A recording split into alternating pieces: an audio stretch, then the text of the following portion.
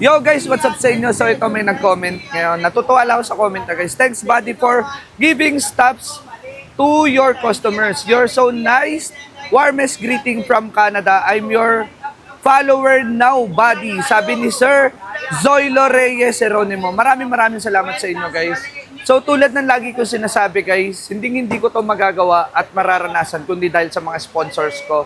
So ngayon nakakabenta na kasi ako guys. So meaning nakakapagbayad na ako ng bills, nakakapagtabi na ako ng konting savings.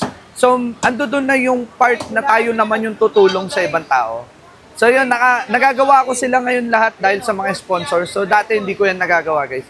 Kaya maraming salamat sa mga sponsors ko palagi. God bless po palagi sa inyo. Dati kasi hindi talaga eh. So ngayon nagagawa ko na siya guys. So yun lang. Natutuwa ako guys. Pay it forward lang. Thank you so much and God bless po. Bye-bye!